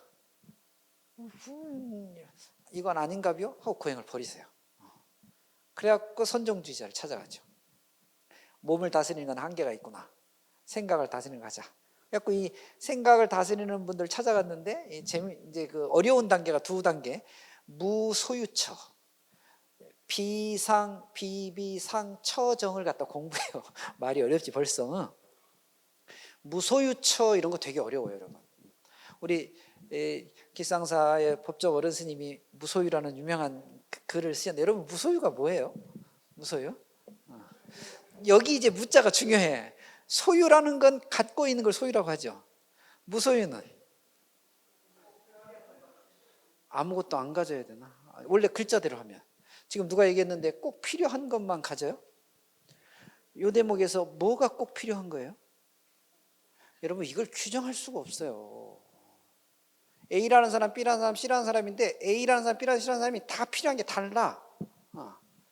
여러분들이 우리가 불교를 무소유를 그렇게 이해하고 있으니까 불교가 이렇게 어긋나기 시작하는 거야. 무소유는 그런 게 아니고, 말 나온 김에 난 다음 시간도 시간이 있으니까, 소유라고 하는 것이 있는 것에 그것이에요. 있는 바 그것을 소유하고 있어요. 물건을 가지고 있으면 그것도 소유가 돼. 불교는 보다 근본적으로 물건을 갖는 게 아니라 물건을 인식할 때부터 소유상이 생긴다고 봤어요. 저게 여러분 스피커죠. 아, 길상사 설법전의 스피커는 저렇게 생겼구나 라고 인식해요. 그리고 이제 딴 데 가요. 근데 딴 데 가서 저 스피커랑 똑같은 스피커를 봤어. 그럼 무슨 생각이 일어나요? 길상사 설법전에 있던 스피커하고 같다. 그러면 그 스피커를 인식하기 전에 내 안에 지금 뭐가 있는 거예요? 길상사 설법전 스피커의 모양이 여기 들어가 있는 거예요. 그걸 소유라고 봐요. 근데 이 소유가 좋다 나쁘다의 그런 선악의 개념이 있지 않아요. 다만 뭐가 문제냐? 스피커는 절해야 된다라고 하는 생각이 붙어버려 가지고 이 소유의 모습에 집착하기 시작하고 고집을 부리고 생각을 자꾸 투여해요. 이게 상이 만들어졌다 그러는 거야. 무소유는 이 소유의 상으로부터 벗어나는 거예요. 이건 여러분 많이 갖고 적게 갖고의 문제가 아니고 필요한 것을 갖고 필요하지 않은 것을 갖고의 문제가. 법정 어른 스님은 세상 많은 사람들이 도대체 필요 없는 물건을 갖고 있는데 이게 필요 없는지 모르니까 꼭 필요한 것만 가지세요라고 윤리적으로 설득하고 지시한 것이지, 불교의 소유의 무소유는 굉장히 어려운 개념이에요. 쉽지 않습니다, 여러분. 이렇게 얘기하니까 여러분 어렵죠. 한번 생각해 보세요. 내가 어떤 사람을 만났는데 이 사람이 나한테 첫인상이 되게 안 좋아. 그럼 우리의 생각은 아우 인상 참, 이 생각이, 이 사람을 두 번째 볼 때, 여러분 이 사람을 두 번째 보는 그 순간을 첫 순간이라고 봅니까? 머릿속에 저 인간 첫인상이 안 좋았는데, 그러니까 그 사람이 두 번째 만난다면 어떻게 변해 있을지 우리가 예단할 수 없어요. 나쁜 사람이 좋은 사람을 변할 수 있잖아. 앙굴리마라 그 부처님 생애 얘기할 때 얘기해 주셨던가요? 강의 누가? 미안합니다. 부처님 제자 중에 앙굴리마라라고요, 100명을 죽인 살인자가 교단에 와서 스님이 됐어요. 그 나라 왕이 앙굴리마라 같은 살인자를 교단에 받아줬다고 부처님하고 막 출가 교단을 가도 비난했다. 경전에 보니까 앙굴리마라를 제자로 받아들이고 나서 부처님이 일주일 동안 공양을 못 받아서 굶으셔요. 사람들이 공양을 안 해. 와, 저 살인자 집단 막 이러면서. 그 제자들이 부처님한테 아유 앙굴리마라 쫓아냅시다. 부처님 막 그래. 부처님 뭐라 그러시냐면 앙굴리마라는 사람을 죽인 적이 없다. 아이 100명이나 죽였는데 그건 출가 전의 일이지. 출가 이후에는 그래서 앙굴리마 불러요. 너 출가 이후에 사람 죽였느냐? 출가하고 나선 사람을 죽인 적이 없습니다. 불교는 출가 이전의 삶은 문제 삼지 않는 거예요. 출가 이후의 삶을 문제 삼는 것이지. 근데 여러분들은 여전히 출가 이전의 삶을 문제 삼죠. 스님들만 보면 궁금한 게 두 가지가 있어. 첫째로 나이가 궁금해. 저분이 나이가 얼마나 됐을까? 난 꼭 나이 물어보는 사람이 알아서 왜 좀 나이 적으면 맘먹으려고? 스님들은 그래서 출가하고 나면 승납, 법납을 따로 매겨요. 출가한 지 1년, 출가한 지 10년. 그 순서대로 서열을 정하고. 바깥에서 뭘 했는지 그런 거 따지지 않는 거예요. 근데 여러분들 여전히 따지시죠? 야, 이 스님이 바깥에 있을 때 서울대학교를 수석으로 졸업했다는데 출가 이전에 훌륭한 삶이야. 출가 이후에 서울대학교 수석 졸업이 무슨 의미가 있지? 중요한 건 출가해서 수행을 잘하는 것인데. 근데 교단의 스님들이 출가 수행자인데 여러분들은 그렇게 보지 않는다니까. 여러분들 깜냥으로 보는 것이지. 그러니까 그 깜냥을 소유라고 봐요. 소유. 버려야 되고 제거해야 되고 닦아야 되는 가장 중요한 생각이에요. 부처님이 무소유 처정을 배우셔가지고 완전히 익히셨어요. 불교가 되게 어려운 것 같아도 공부해보면 재밌어요. 마지막 단계 어떤 게냐면 비상 처정을 공부하세요. 무소유 상도 되게 중요한데 무소유라고 하는 상마저도 없어버린 사람, 비비상 처정이야. 그러니까 이제 그때는 뭐죠? 다가오는 순간에 최선을 다하고 지나가면 아무런 미련을 갖지 않고 이런 삶이 수행자의 삶이지. 내가 말은 이렇게 쉽게 하는데 죽었다 깨어나도 어려운 거예요, 사실은.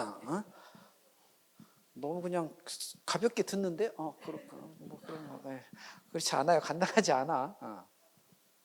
그래서 부처님께서 이 고행주의, 쾌락주의를 다 경험하시고 와서 5명의 수행자들에게 너희들 고행을 버려야 된다 라고 처음으로 말씀하신 거예요. 그렇다고 고행을 버린다고 해서 쾌락으로 돌아갈 수는 없다. 그럼 어쩌란 말이냐? 가장 수행의 적절한 방법을 찾아야 돼. 이 적절한 방법이 중도. 이 중도를 설명할 때 극단적 수행을 하지 않는 방법이라고 얘기하는데, 그러면 어떤 게 중도냐? 그걸 이제 많은 학자들이 공부해놨어. 이 중도를 이해하려면 몇 가지 불교 교리를 이해해야 돼요. 첫째, 연기라고 하는 걸 이해해야 돼요. 인연. 둘째, 공이라고 하는 걸 이해해야 돼. 셋째, 상이라고 하는 걸 이해해야 돼. 넷째, 무상, 무아 이런 것들을 이해해야 돼요. 그럼 공에 대한. 그래서 부처님께서 중도를, 수행 방법을 얘기하시고 그 다음부터 이 중도를 얻는 방법에 대해서 법문하시기 시작하셔. 이게 초전법문의 내용이에요. 이 중도 다음에 나왔던 법문이 사성제라는 거죠.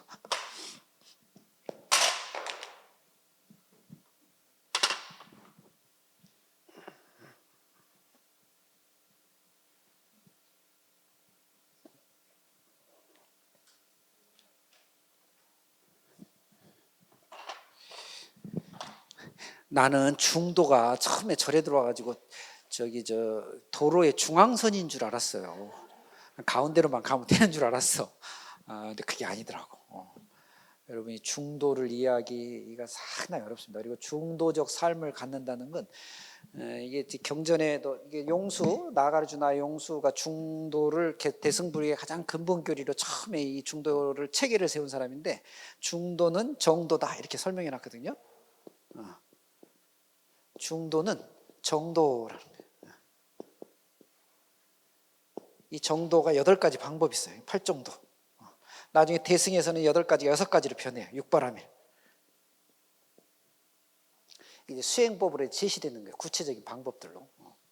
그러니까 이 중도에 대해서 처음에 설명하셨을 때 수행자도 그렇고 제가자도 그렇고, 첫째 우리가 중도적 삶을 살지 않는다니, 극단적 삶을 살지. 그러니까 수행을 하는 사람도, 기도를 하는 사람도, 공부를 하는 사람도 막 극단적으로 공부하는 사람들이 있어요. 실제로 극단적으로 공부하는 사람도 있는 게 아니라 다 극단적으로 공부해 실제로. 가끔은 거사님들이 몇 분 안 계셔서 되게 아쉬운데 왜 절에는 남자분들이 안 오시죠? 지금 이 시간이 바쁜 시간인가? 뭐 그럴 수도 있죠, 물론. 그런데 남자분들하고 여자분들의 이제 약간의 좀 이제 그 생물학적 뭐 이런 여러 가지 차이가 좀 있습니다만, 이게 특정인을 얘기하는 게 아니라 대체적으로 보면 남자분들은 상당히 지적인 어떤 영역들을 되게 중요시 여겨요. 여성분들은 중요시 여기지만 거기에 비하면 훨씬 더 감성적인 면들을 좀 중요시. 하나는 좀 이지적이고 하나는 좀 감성적이고 이런 좀 차이가 조금 있네. 딱 그런 건 아닙니다만, 이제 그러다 보니까 불교나 종교를 이해할 때 매우 논리적이고 합리적이고 철학적이고 이해를 바탕으로 하는 지적 영역들을 중요시 여긴다고. 그래서 공부 같은 거 할 때 보면 남자분들이 많은데 이 평일날 하니까 잘 이제 많이 안 계신 것 같은데, 근데 이제 가끔 그런 분들이 있어요. 설날 이럴 때 이제 인사하러 오셔갖고 차 마시고 딱 이러다가 이제 좀 공부 좀 하신 분들 딱 와서 스님은 나한테 그러는 거야. 스님도 무소유합니까? 이러고 막 물어보시고, 스님도 집착으로부터 다 떠났습니까? 이러고 막 물어보시고 그래요. 생각 같아서는 몇 대 쥐어받고 싶은데, 이제 그러면 절에 안 올까봐 내가 그건 내 손해잖아. 그러니까 이제 차마 그러진 못하고, 예, 열심히 노력하고 있습니다. 이러고 그냥 슬쩍슬쩍 넘어가는데, 여러분 이 종교적 영역은 지적으로 이해할 수 있는 이해는요, 이걸 실제로 체험하고 체득하기 위한 바탕이지, 지적인 영역이 이걸 이해시켜주지 않아요. 그러니까 우리가 이게 뭔가를 알기 위해서 기초적 상식을 갖는 것이 불교에서만 지적 영역인데, 이걸 진짜 제대로 알려면 실제로 만들어 보든가 들어보든가 뜯어보든가 저게 돼야 돼요. 이걸 불교에서는 매우 중요한 종교적 체험으로 봐요. 이 체험을 우리가 그냥 뭉뚱그렸고 수행 이렇게 본다고, 닦는 것이다. 닦아나가는 것이다. 마음을 닦든 정신을 닦든 육체를 닦든 닦아나가는 것이거든요. 근데 이 중도가 그런 영역이에요. 그러니까 그냥 글자로만 보면 가운데 길, 뭐 간단해. 실제로 인도 말도 마드야 마르가 이렇게 나와요. 중간으로 가는 길 이렇게 나와. 근데 이 중간이라는 게 뭐의 중간이라는 것이냐? 집착하지 않는 걸 중간이라고 표현한 것 같은데 어렵죠, 사실은. 그래서 여러분 아까도 얘기했지만은 무엇인가의 현상과 사람과 어떤 관계를 만들어갈 때 이 관계를 늘 어떻게? 늘 처음처럼 관계를 만들어가는 것이 훨씬 실패할 확률이 적어져요. 근데 우리가 그걸 못하는 거예요. 늘 생각에 사로잡혀 있어. 불교는 그걸 극단으로 보는 거야. 극단으로. 이걸 버려야 돼. 이게 나중에 이제 중국에 오고 선불교 같은 데는 뭐라고 하죠? 집착으로부터 벗어나라 이렇게 막 어려운 말을 해요. 근데 이제 내가 집착하려고 집착한 게 아니라 나도 모르게 굳어져 있다니까. 불교 공부하는데 가장 사실 기본이 되는 관점 뭐냐면 여러분 이건 좀 이제 새기셔야 되는데 따라 해봐. 이거 같이 하는 게 좋은데 첫 번째 명제가 나는 누구인가 이 명제예요. 한번 해보세요. 6글자밖에 안 되니까 나는 누구인가, 나는 누구인가, 나는 누구인가. 원래 이런 거 할 때 3번 해야 돼요. 진원도 다 3번 해. 이게 3번이 되게 중요해요. 3번 해야 이게 무의식에 저장이 된다 그러니까 나는 누구인가. 지금 여러분들은 여기 와서 강의를 듣고 저도 강의하고 있지만 실제로 여러분들 어떤 사람입니까 물어보면 설명하기가 되게 어려워요. 그리고 그 설명이라는 건 어떤 설명이죠? 경험치를 그냥 풀어놓는 거예요. 경험치를 조직해가지고 문장화해서 만들어내는 거예요. 근데 여러분들의 지금 상태는 지금 이 순간에도 막 생각이 일어났다가 저것 뭐 이래요. 전부 다 과거의 경험을 가지고 나를 설명하려고 그러면 그건 맞지 않을 수가 있다니까. 저는 취미가 독서고 성격이 좀 내성적이고 막 이러는데 성질나는 일이 앞에 닥치면 내성이고 뭐고 성질부터 내지. 이거 여러분 규정하고 설명이 되게 어렵다니까요. 우리 인간이 갖고 있는 가장 근본적인 어려움, 이걸 불교에서는 이제 사성제의 대명제인 듀카, 이 괴로움이라고 보는데 여러분 냉정하게 보면 여러분 어떤 게 괴로워요? 이 사성제에 설명하면서 이렇게 설명할 건데 무엇이 괴로울까? 정말 많은 사람들 그냥 보편적으로 상식적으로 좀 드라이하게 설명하면 대부분의 사람들이 갖고 있는 괴로움은 딱 2가지밖에 없어요. 하나는 과거의 괴로움이에요. 과거의 괴로움. 벌에 쏘여서 아파. 경험으로 벌 아프다. 전부 다. 그러니까 괴로움의 2가지 성격 중에 하나는 괴롭다는 건 과거의 경험들이에요. 또 하나가 뭔지 아세요? 우리의 괴로움을 형성하는 대표적인 게 미래의 두려움이에요. 그러니까 과거의 괴로움과 미래의 두려움이 합쳐져 가지고 우리의 괴로움을 지금 우리가 가지고 있는 거예요. 그런데 이 2가지는 해결할 수 없어요. 왜? 과거는 이미 만들어진 건데 미래는 오지도 않았는데 그런데 그 2가지를 갖고 괴로워하고 있다니까. 불교는 이걸 지금 지적하고 있는 거예요. 뭐를? 사성제를 통해서. 여러분 과거의 괴로움은 이미 벌어진 일이기 때문에 돌릴 수 없어요. 타임머신 타고 그건 해결책이 아니야. 돌릴 수 없어. 돌릴 수 없는 건 어떻게 해? 인정하는 수밖에 없어요. 인정하면 어떻게 해요? 그 인정에서 오는 후폭풍, 뭐 심리학적으로 무슨 트라우마니 뭐 이런 것들 극복하는 방법을 찾아야 돼요. 종교는 그걸 찾았어요. 회개, 참회 이런 거 갖고 찾았어요. 퉁 치면 돼. 열심히 해가지고 퉁 쳐내면 돼. 백겁 적집죄야. 천수경에 나오거든. 백겁 동안 쌓인 죄업도 여하분고처예요. 마치 마른 풀이 불에 확 타버리듯이 진참회하면 다 없어져 버리는 거야. 그까짓 거 뭐 그게 일이라고 이미 벌어진 일을 괴로워하지 맙시다. 또 하나 앞에 아직 잘 모르는 두려움이 있어요. 미래. 요즘 분들 만나서 얘기해 보면 스님 제가 은퇴하고 어떻게 살아야 될지 모르겠습니다. 뭘 걱정이야. 은퇴하면 그때부터 살면 되지. 벌써부터 막 돈을 아껴가지고 연금을 들어야 되고 막 인생 참 이제 힘들어지는 거죠. 이제 현실적으로 어쩔 수 없는 부분이 있어 제가 함부로 얘기하기 너무 죄송스럽습니다만은 그때 가면 그때에 맞게 상황들이 만들어질 거예요. 그걸 미리부터 갖다가 고민할 필요 없죠. 정말 그게 두려우면 말씀했듯이 연금을 든 차근차근 준비해 나가면 그 두려움을 좀 줄일 거예요. 이런 일에 집중하지 않고 어떡하냐 걱정한다고 해결하라는 해결될 것 같으면 내가 다 걱정하라 그러지. 걱정은 결코 해결이 도움이 되지 않는데 그냥 걱정이 꽉 차 있는 사람들이 있어요. 불교 공부는 이런 것들을 수정시켜줘요. 교정시켜줘. 그래서 왜 괴로움이 어디서부터 왔는지, 이걸 어떻게 없앨 것인지를 우리가 배우고자 하는 사성제가 이걸 설명해 주고 있어요. 여러분, 이 중도를 실현하기 위해서 부처님께서 방법으로 제시해 주신 게 있어요. 이게 소위 네 가지 성스러운 진리다. 이게 사성제라고. 내가 한문을 못 써서 안 쓰는 건 아니에요.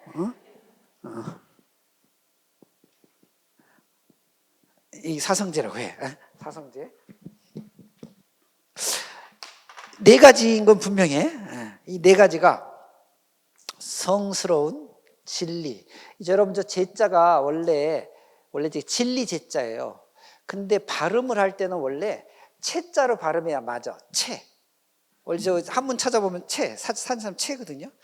여러분 우리가 쓰는 말 중에 이런 말이 있는데 막 너무 어렵고 막 이래서 뭐 어떻게 해요? 체념하잖아. 체념.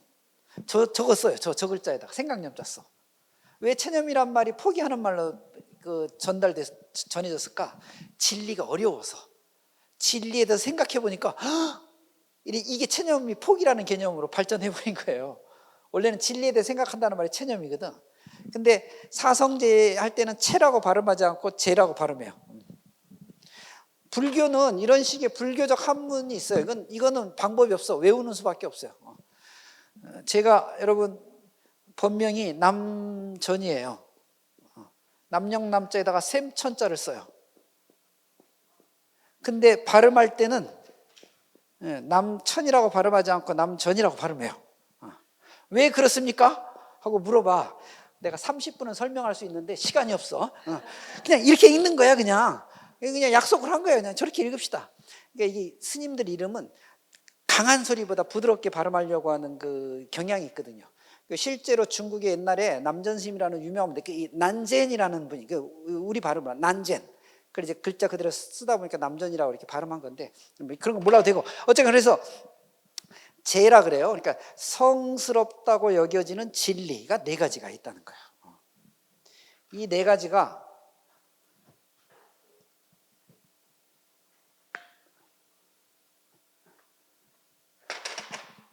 한문으로 하나는 고, 두 번째가 집, 세 번째가 멸, 네 번째가 도라고 하는 거예요. 여기 이제 성제가 다 붙는 거죠. 고성제, 집성제, 멸성제, 도성제 이렇게. 근데 이거를 이 교리 공부를 이제 하다 보니까 많은 사람들이 네 가지니까 고 하나, 집 하나, 멸 하나, 도 하나, 네 가지잖아요. 그러니까 이것을 나중에 어떻게 이 사성제를 이해하냐면 고집멸도 이렇게 이해해버린다. 고집멸도. 이게 여러분들이 학교에서 배웠던 그 암기식 공부 방법의 그 못된 버릇 때문에 이렇게 읽는 거야. 이렇게 읽으면 안 돼요.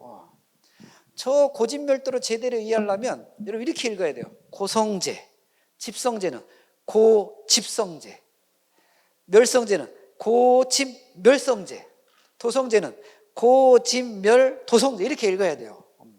그래야 이 본래의 뜻이 드러나요.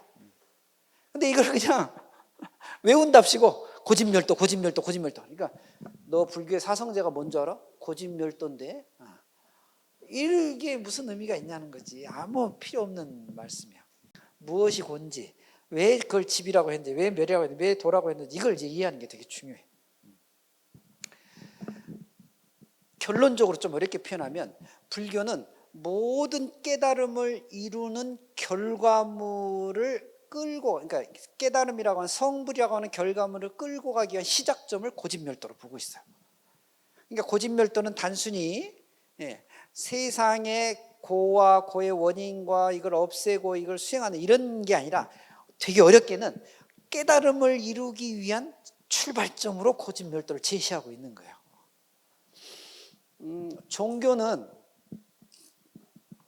불교도 마찬가지고 개신교도 마찬가지고 천주교도 마찬가지고 모든 종교의 궁극적 목적이 어디 있어요?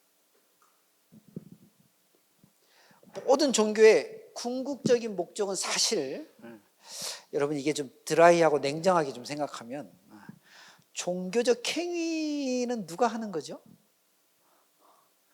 되게 인간들 중심으로 해요. 동물들도 종교적 행위를 할 수 있어요. 근데 이것은 매우 본능에 충실한 거기 때문에 우리하고 조금 달라. 전 세계에서 우리가 흔히 얘기하는 세계 종교 혹은 보편 종교가 몇 개 안 됩니다. 여러분 유대교가 종교이긴 하지만 세계 종교로 보지 않아요. 그건 이스라엘 사람들에 의해서 굉장히 특화된 종교이기 때문에.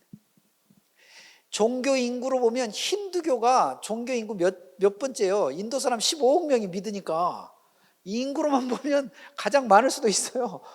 그런데 힌두교를 세계 종교로 보잖아요. 인도 사람들이 갖고 있는 전통 종교, 그 지역과 그 인종에게 굉장히 중요한 종교이기 때문에 세계 종교화 되죠.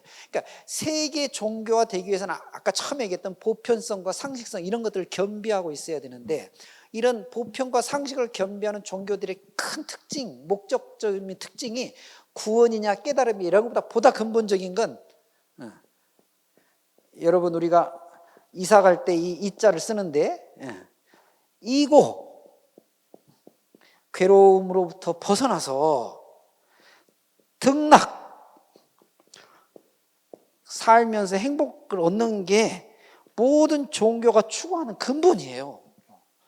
그러니까 불교를 믿으면 덜 괴로워져야 돼. 근데 요즘에도 우리 절집에서 불교를 믿었는데 더 괴로운 적이 있어. 봉사하라고 그랬더니 봉사하는 사람들끼리 싸우고 앉았다. 더 괴로워. 공부하라고 왔더니 내가 공부 열심히 했는데 옆에서 막 시끄럽게 떠들고 그러면 좀 조용히 하세요 공부 좀 막 이러다 싸움부터.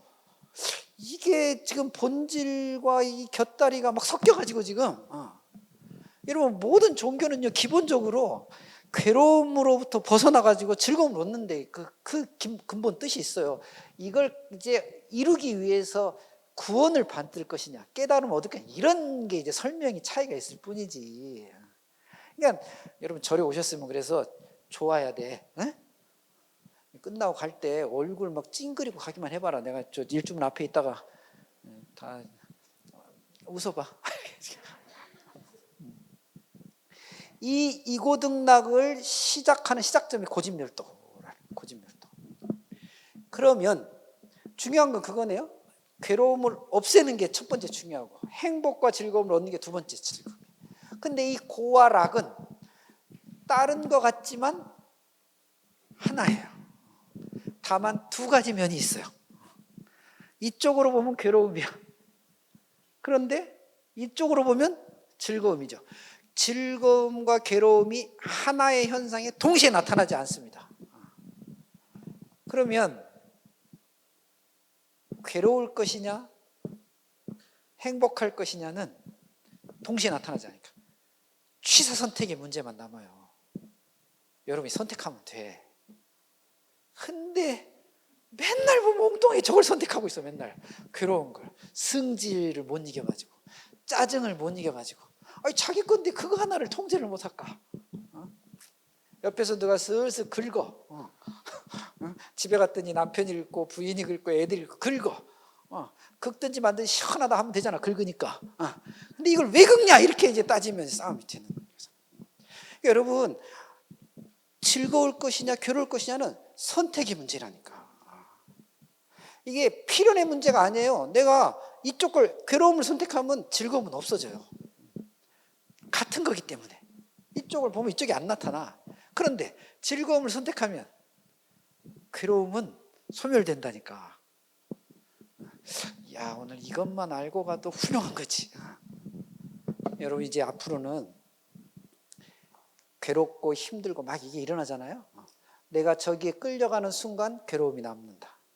끌려가지 않으면 저 뒷면에 있는 즐거움이 나에게 현현할 것이다, 보일 것이다. 이렇게 종교적 가르침과 진리의 가르침을 받아들이는 걸 믿음이라 그래. 믿음. 그거 신심 있는 사람들은 그렇게. 그래서 딱 보면 알아요. 절에 오래 다닌 사람이, 조금 다닌 사람이, 공부 제대로 한 사람인지 덜 한 사람이 금방 알아. 말하고 표정만 보면 다 알아. 뭔 말인지 못 알아들어서 걱정인데. 그래서 이 괴로움과 즐거움이 한 통속이라고 하는 걸 이해하기 위해서는 첫째, 우리에게 즐거움보다 괴로움이 훨씬 더 많이 작용하고 있어요. 여러분, 저도 그래요. 사실 즐거움보다 괴로움이 훨씬 더 많이 작용하고 있을지도 몰라요. 다만 머리를 깎고 절에 들어와서 이 가스항상 믿고 있으니까 즐거움이라고 하는 측면을 제가 선택했기 때문에 괴로움을 지금 없애고 있는 거지. 그런 면에서 본다면 일반화된, 그러니까 깨닫지 못한 사람들의 일반화된 속성은 즐거움보다 괴로움이 훨씬 큰 거예요. 괴로움은 오래가, 즐거움은 금방 잊어버려요. 오래가는 걸 자기 거라고 여러분들 다 오해하고 있어. 그래서 제가 20살 때 큰 아픔이 있었습니다. 그걸 아직도 가지고 있어.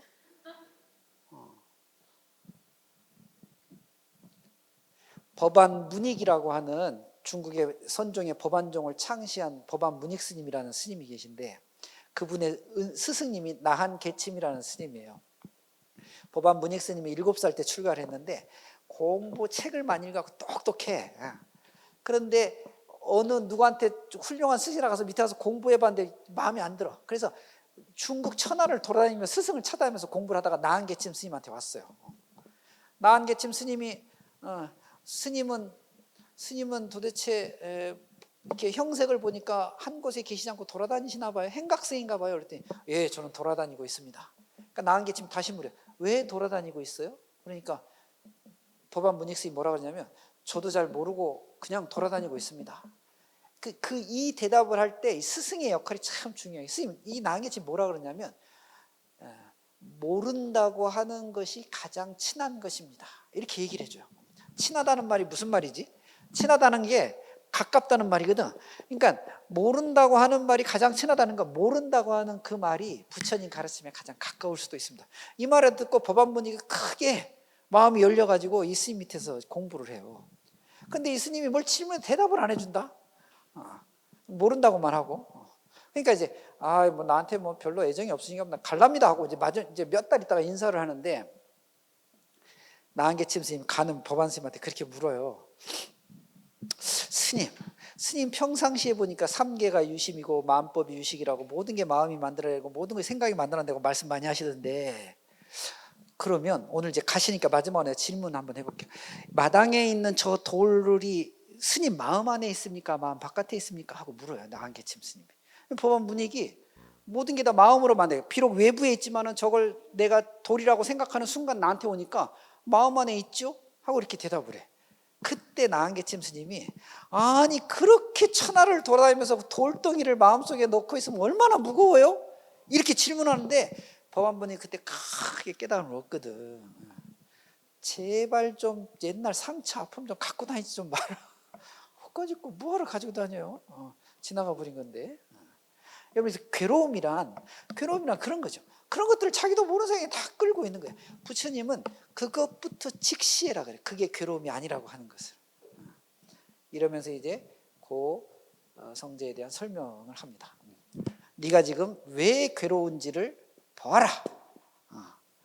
여기서 시작하지 않으면 이고등락할 수 없다고 보는 거예요. 그래서 괴로움을 진리라고 보는 거예요. 불교에서. 괴로움을 파지하고 괴로움을 파악하고 괴로움을 이해하는 것을 매우 중요한 진리의 시작 단계로 보는 거예요. 그래서 고성제라고 저기다가 성스러운 진리라고 이름을 붙여놓은 거예요. 여러분 다음 시간에 여러분들 괴로움을 보는 시각을 좀 교정해 갖고 오세요. 그래서 이제 여러분들 오셔서 별로 괴롭지 않았으면 좋겠어. 여전히 몇 말인지 오늘은 이 정도 합시다. 다음 시간에 이어서 하겠습니다.